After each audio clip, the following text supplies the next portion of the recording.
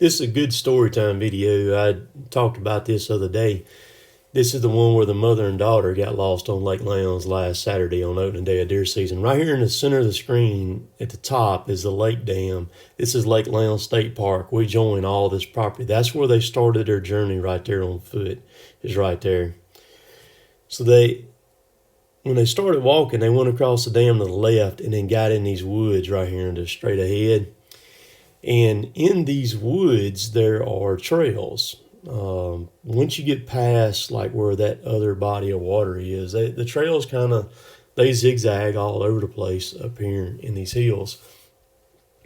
So we're flying kind of east right now, and once you get on over here a little bit further, on the east side of the lake property, the park property, we own all the land over there, and it's not hard to tell when you get off of their land on our land. They got big virgin hardwood. All of ours are pine plantations and things like that. But you'll see our property come into view up here in just a minute. But they built these trails back in the mid-90s. And when they built these trails and made them, they didn't do a real good job laying them out the way that they did it. You can see our property right there. It's coming into view, top right, center of the screen. You can see all the pines right there on it. And you can tell it's very distinct going from the lake property on to us right there. The problem is some of the trails, they jammed them right up against the property line, which is us. And then they built a fire lane down through there too. Well, the fire lane in some spots, they got off of the park property and pushed the fire lane onto us. So the fire lane and some of the trails intersect on the line, and it's very easy for these people to be over there hiking or riding mountain bikes and end up over there on us. And the way that I'm flying is the way that they walked. They come up through here, and just like how I'm flying, there's a trail down there. Well, I'm in a shooting house that Saturday afternoon up here. I'm going to zoom in on it in a little bit, and it's almost 5 o'clock. I heard them talking. I couldn't see them because as the trail gets up toward the shooting house there, it kind of turns away from our land. But I could hear them, and I knew that they were probably in trouble because they wasn't going to be able to make it back to the other side of the lake before it got dark. So they came up here and told me. I could hear them. No biggie. It happens all the time. And they turned around then and went back the other way. Our shooting house is right below me here. I'm fixing to zoom in on it. There's a shooting house that I was in when they walked up on me right there. So they got up over here. They were on the left, and when they got in this area, this trail right here just makes a circle, is all it does. And it's very easy, if you don't know where the connectors are on that trail, to get back off of it, not keep walking in a circle around and around it. So they turned around. I'm pointing north right now. I'm going to turn back around and head back south. And I'm going to show you, there's the lake. That's where they come from at the very tip top of the screen now, and came to right there. It's a pretty good little piece across there to right to here where this is.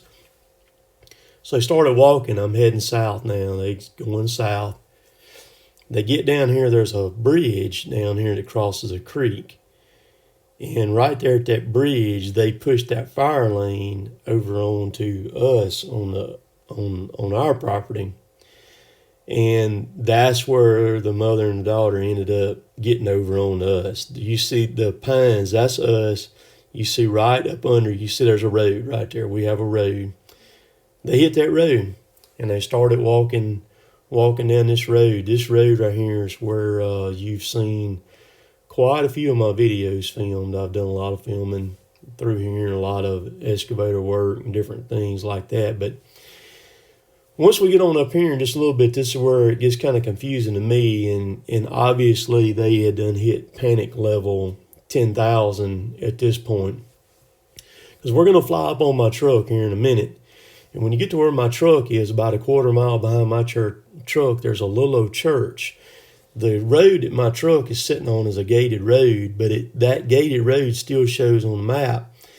And there's a night light at that church that you can see from where my truck is sitting. And they came out right here where my truck is. It's going to be coming into view in just a minute. And all they had to do was walk toward that nightlight, because that's the county road. You can see my truck right there. It's probably a little better than a quarter of a mile. All right, the church, there's a church right there at the top of the screen. The church is sitting on the county road right there. Everything on the right is cut over. Warehouses are cut over. When they got right here, rather than walking toward the church, they turned and went the wrong way. They headed down this road. Now, when I flew my drone this morning, I flew the drone over 24,000 feet in this trip right here that you're flying with me right now. And of course, a lot of that's in a straight line. So there is, they covered some ground when they were walking. Now, I'm sure before they got all the way to here, it done got black dark on them too. I know. So all they had was a phone. I think the phones were about dead. They said their GPS on their phone wasn't working real good either. And they just kept following this road on down right here. On down, just kept on going. And the thing is, then they got to right here. There's a fork right here. They got right there, and they hung this left. Now they're heading on further east. They're heading toward Ethelsville, Alabama now, down this road. I got the call, it was about 7:30 or so, and then I got a call. I thought they had done found them, and then I got a call again about 8:30, and they still hadn't found them, so I jumped up and headed on over there. The president of the hunting club is actually the one who got to him. When I got there, the game wardens had already done been in there and cut the fence and all to get in there to get around the gate and pull the gate post up. Now, they hung this left on this road. You see this road right here on the left side of the screen? They headed up this road now, going up through here. But so when I got there, they had just found them. They were still in there with them. The two game wardens, they were coming out when I got there. They have since come back and fixed the fence and all that stuff. Now, right here in the middle of the screen, I'm going to zoom in on it. There's a shooting house. That's where they were. They crawled up in that shooting house, and that's where they were sitting right there. Now, diagonally from the shooting house to the left, you can see that church and that nightlight over there from the shooting house right there. When you get up in it, that's where they was up in that shooting house. Like I said earlier, they obviously had hit panic mode. Right there in the middle of the screen, that's where my truck is sitting. Way back across over there is where the lake property is, and the lake actually is. The church is at the right-hand side of the screen, right up in the right corner over there.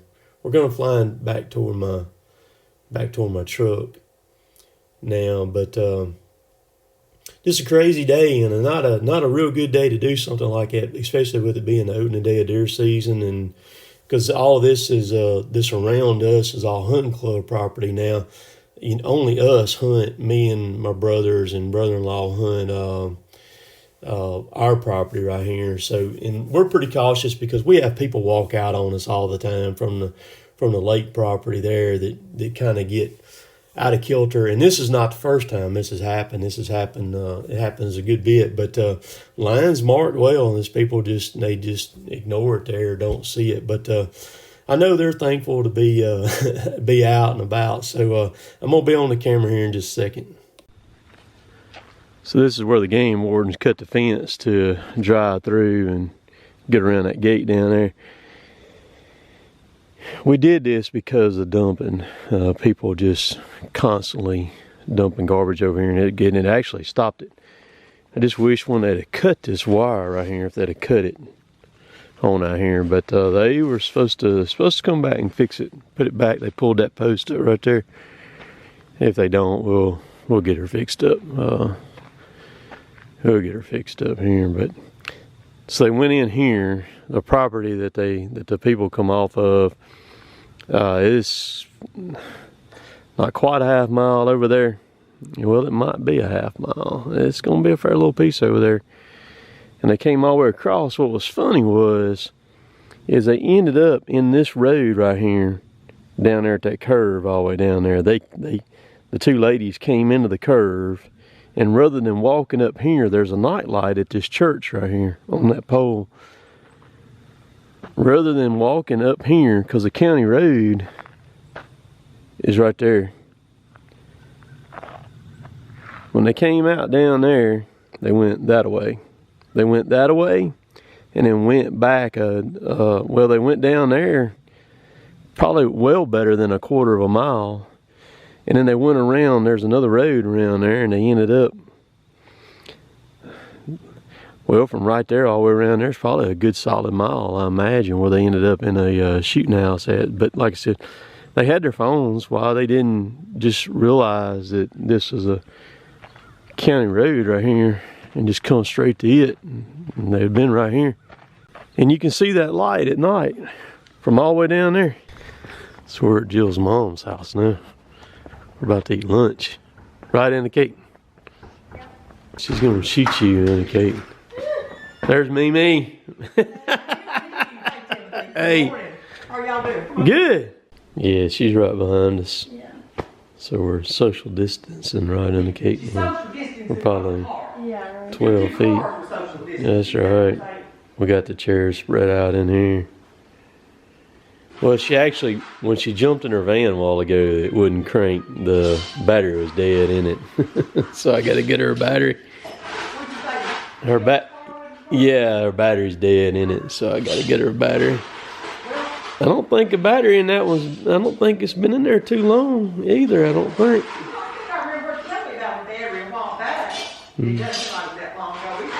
Yeah, I'll go grab her one real quick in a little bit. What did you do? Just jump her off? No, they're in Emma's car. Oh, Yeah. hey, that's a good thing. Yep. Are you gonna hurry up and get out of the way? Hey, well, good. I want to see you eat with that mask on. So I want to say, you gonna take it off? Man? Yes, sir. I believe I will. Oh, I like your sweater, you know. So now we're gonna crank Jill's van. I got a battery for her. O'Reilly's having to be open today on Thanksgiving Day. Thank goodness. If you don't have one of these, those are pretty slick right there.